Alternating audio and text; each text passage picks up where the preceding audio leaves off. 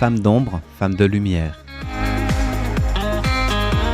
Bonjour à vous qui nous écoutez, Florian Dai vous amène aujourd'hui à la rencontre de Maître Zheng Yan.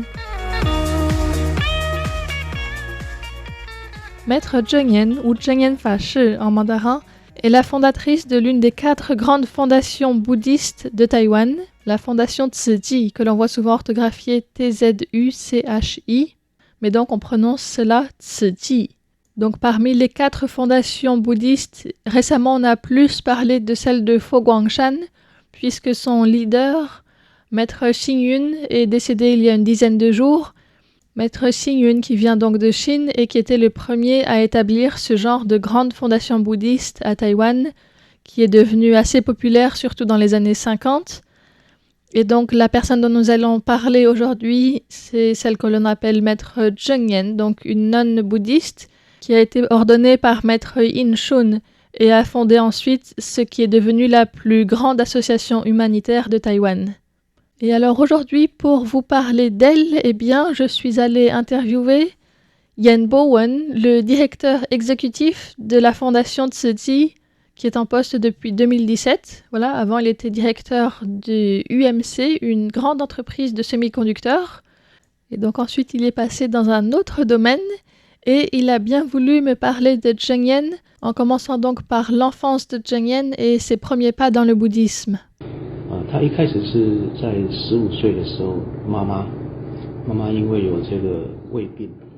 Lorsque Zheng Yan avait 15 ans, sa mère a eu de graves problèmes d'estomac. Elle était déjà bouddhiste et elle a fait le vœu devant la déesse Guanyin de devenir végétarienne et donner 20 ans de sa vie pour que sa mère guérisse. Les médecins avaient dit qu'ils devraient l'opérer. À cette époque, c'était très dangereux. Il y a presque 70 ans.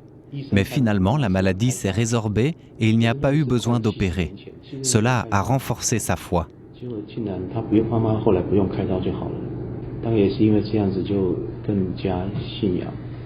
Ensuite, son père adoptif est mort subitement lorsqu'elle avait 21 ans. C'était un père qui l'aimait beaucoup et son décès l'a fait réfléchir à la vie, au changement de la vie, et elle a commencé à fréquenter beaucoup plus un temple, le temple Tzu Yun Si, où elle était plus en contact avec la nonne que l'on appelle Maître Xiu Dao Fashi.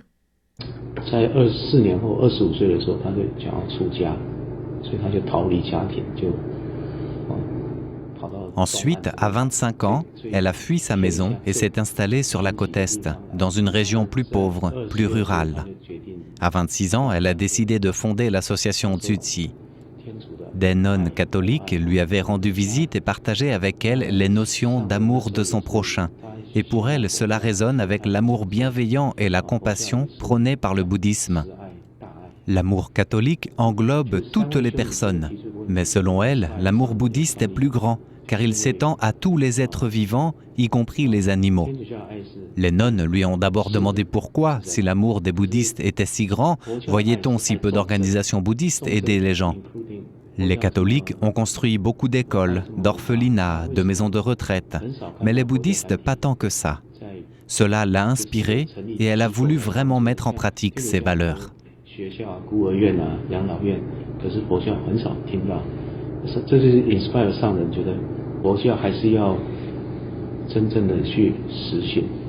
Elle s'est donc lancée dans l'aide humanitaire en montant cette association qu'elle a appelée Tzu Chi. Et elle commençait à récolter un peu d'argent auprès des familles, surtout des mères de famille. Lorsqu'elle faisait les courses, elle récupérait quelques centimes auprès d'une trentaine de personnes. Et ça lui a permis de venir en aide aux pauvres. Et donc ça a pris petit à petit plus d'ampleur. Et elle a remarqué que certaines personnes devenaient malades parce qu'elles étaient pauvres et qu'elles ne pouvaient pas se guérir, elles ne pouvaient pas arrêter de travailler. Et puis d'autres personnes, parce qu'elles tombaient malades, n'avaient plus les moyens de continuer à travailler et donc tombaient dans la pauvreté. Et ça lui a fait voir le lien assez fort qui existe entre la pauvreté et la maladie.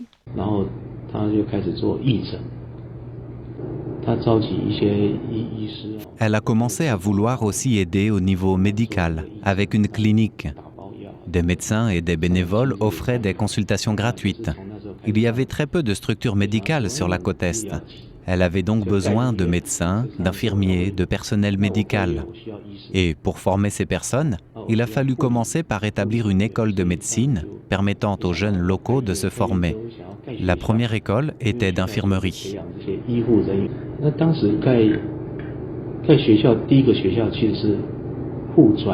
La région dans laquelle elle s'est installée, autour de Hualien, est une région où se trouvent beaucoup d'aborigènes et ce sont souvent des familles qui sont moins éduquées, où les adolescents sont plus à risque de faire n'importe quoi pour obtenir un peu d'argent parce qu'ils en ont besoin aussi. Et donc, ouvrir une école d'infirmerie ici et puis après d'autres écoles plus variées était aussi une manière de donner des opportunités à ces jeunes de se former et d'avoir un autre travail parce qu'il y avait très peu d'opportunités pour eux dans cette région. Tzu Chi s'est donc développé sur 4 grands domaines. Tout d'abord l'aide humanitaire, puis la médecine, l'éducation et enfin la culture. Ce qui sont donc les 4 grands domaines d'activité de la Fondation Tzu Chi. Et parmi ces 4 grands domaines d'activité, il y a aussi 4 types d'actions qui sont demandées à tout le monde, quel que soit le domaine. Le premier est de rendre visite aux pauvres. Donc, autant les médecins que les professeurs, que ceux qui font de l'aide humanitaire, par exemple, doivent faire ce type d'action. Le deuxième type d'action qui est demandé est le recyclage et le nettoyage de l'environnement. Le troisième est l'aide humanitaire dans des situations de crise. Et le dernier est l'aide aux organisations locales selon les besoins. Donc, c'est assez varié. Il y avait par exemple une aide à la poste taïwanaise pendant la période de la pandémie, lorsque tout le monde passait beaucoup de commandes en ligne et donc la poste était surchargée et Tzu Chi est venu aider par exemple. Tzu Chi est vraiment une organisation très importante qui a des ramifications dans beaucoup de pays dans le monde, qui est aussi extrêmement hiérarchisée. Par exemple, avant de pouvoir avoir le droit de porter l'uniforme des bénévoles ou bien telle ou telle pièce vestimentaire qui porte le logo, une ceinture par exemple. Il y a vraiment des étapes très précises à respecter et donc internement c'est vraiment très précis, très réglementé, très codifié aussi. Et donc c'est forcément une organisation qui a beaucoup d'adeptes mais également beaucoup de détracteurs. Elle est entre autres critiquée par rapport à l'utilisation de l'argent qui est faite puisque forcément en recevant beaucoup de dons, eh bien, il y a tout de suite la question de la gestion des fonds qui se pose. Et Tzu Chi a beaucoup de temples très grands et très luxueux. Et puis, bon, il y a d'autres polémiques. Je ne vais pas rentrer dans les détails ici, mais plutôt revenir à ce qui m'a poussé à faire cette interview, qui était le fait que Zheng Yan soit listée comme l'une des 100 femmes les plus influentes au monde par la BBC. Et donc, j'ai demandé à Yan Bo-won pourquoi, selon lui, c'était le cas. En termes d'action réelle, je pense que c'est une des femmes les plus influentes. Grâce à son éducation, elle donne à chaque personne l'opportunité de faire des bonnes actions. Elle offre aux personnes qui la suivent la possibilité de faire des actes de charité, sans distinction de richesse. Les pauvres aussi peuvent donner.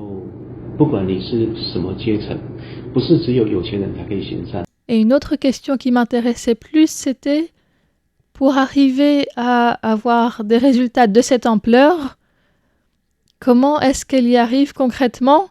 Comment se déroule une journée pour elle?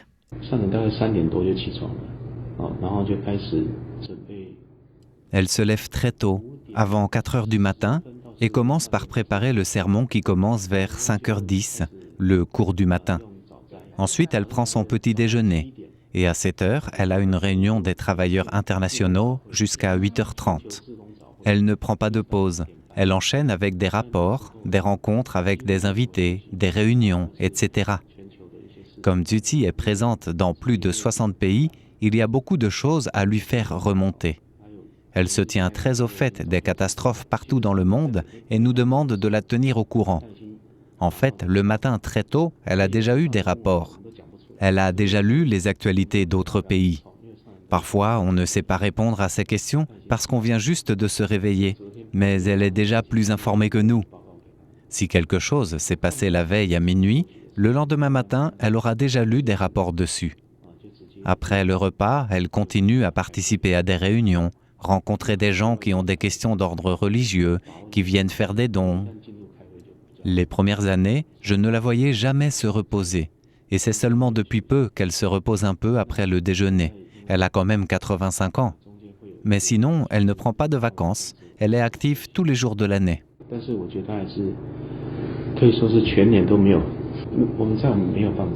Nous voici donc arrivés au terme du portrait de cette femme leader bouddhiste très active qui ne prend toujours pas sa retraite à 85 ans. Merci de votre écoute, c'était Florian Dai sur Radio Taïwan International.